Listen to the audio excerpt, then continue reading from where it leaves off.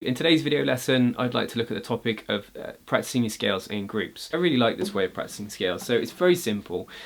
You can basically practice any scale in groupings of, 3, 4, 5, 6, even 7. But sort of for me, I prefer 3, 4 and 5, which I'm going to use today. 6 is pretty cool too. And it's as simple as this. Take the C major scale, for instance. If you did it in groups of 3, the scale being C, D, E, F, G, A, B, C. Groups of 3, you would go C, D, E. Then the next group would be D, E, F, then E, F, G, F, G, A, G, A, B, A, B, C, B, C, D, and then C, D, E. So,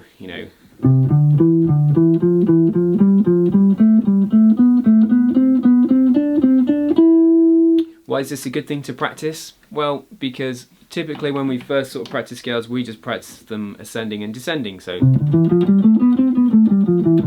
and this way we're going back and forth, which is great for our technique, but also, that's the way solos and melodies work. They don't always just go up and then back down. They're going up and then down and then back and forth. So it's a good way to practice, different movement with the scales. Fretboard mastery is something we're all striving for, and if you can go back and forth within your scales, it really tests how well you actually know that scale. We're also here practicing many things. We're not only practicing scale and technique, we're also practicing rhythm. So we're going to use, for instance, 16th notes and 8th note triplets and then quintuplets today. So that's, a fair bit going on. And using these different rhythms should hopefully have a payoff on your phrasing, and maybe, things like sticking in quintuplets or, going between a triplet and then 4 16th notes might be something that you can incorporate into your soloing. For all of these examples, we're going to use the G Lydian scale tab and notation across the top of the screen. So I'm going to set the metronome on about the speed of 80. So here's exercise 1 using groups of 4 with 16th notes. 1, 2, 3, 4.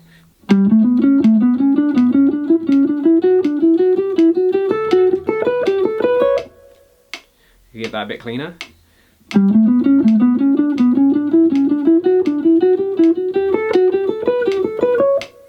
Now, I'm deliberately sort of trying not to look at the guitar as much as possible, not hunching down like this so I get, aches and pains in my neck.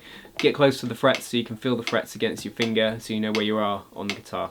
So that simply went 1, 2, 3, 4 from the first note. Then I went to the second note of the scale, which is an A, and then went 1, 2, 3, 4. Then the third note, 1, 2, 3, 4, but with, 1 E and 1 E and a 2 E and a 3 E and a 4 E and a... You could do it with 8th notes, so 1 and 2 and 3 and 4 and... So it's a slower rhythm, which against 80 BPM would sound like this. Be slow, but probably good if you're just starting out. 1 and 2 and 3 and 4 and 1 and 2 and 3 and 4 and... As opposed to, 3, 4. 1 E and a 2 E and a 3 E and a 4 E and a... Hey, you could even do it in free time without metronome to start with. Another way you could do it is, if the timing and the metronome is just too much at this stage and you can't remember where you've got to go, where the groupings are, then play freely and play to a drone so you've got something going on in the background so you can hear the notes. I've just put into YouTube G drone that comes up with a picture of a cello, and this is great for practicing, so you can practice it slow. Group 1, group 2. Group 3.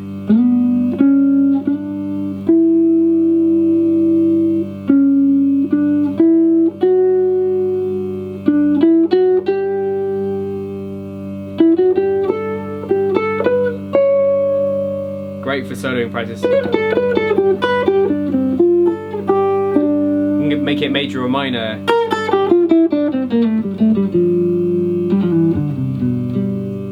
Moving on to triplets, so 1 triplet, 2 triplet, 3 triplet, 4 triplet.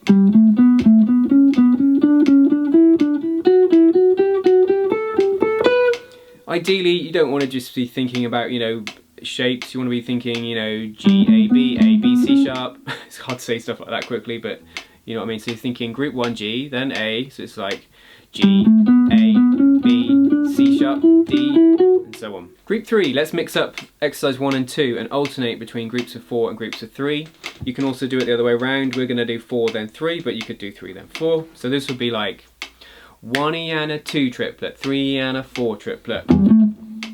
1 E and a 2 triplet, 3 E and a 4 triplet.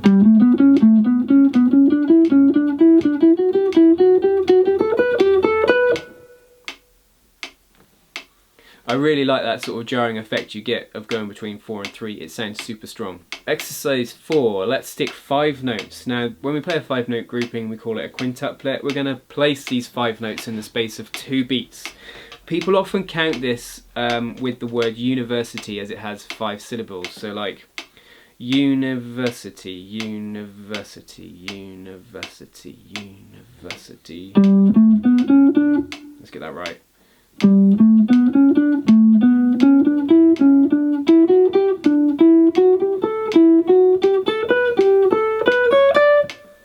Pretty hip. 2, 4. University, university, university, so forth. Final exercise, let's mix up 5, 3 and 4 in that order. So it's going to fry our brain a little bit, but it would be like this: 1, 2, 3, 4.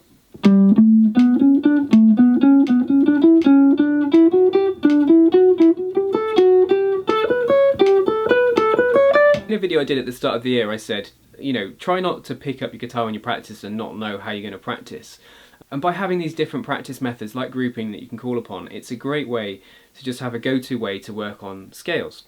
This could be just working on one scale like we're doing here with G Lydian, or you could take a standard, say I've been doing this with Spain lately, you know, and you could be like, right, groups of 4 against Spain. Let's just take the first few bits. So G major 7 first, so we go G Lydian, then I'm using mixed Lydian flat 2 flat 6, then E Dorian just for example. So 1, 2, 3, 4.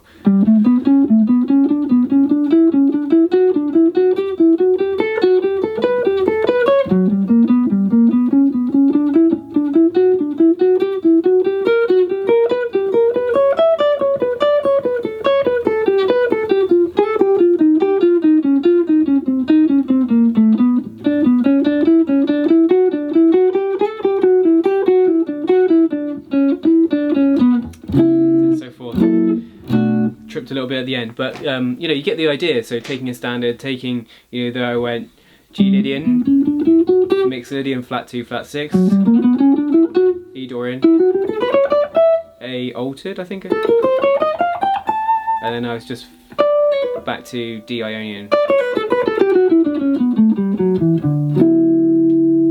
Anyway, it's a technique I like to use, great for fretboard fluency and really testing how well you know those scales or modes you're working on.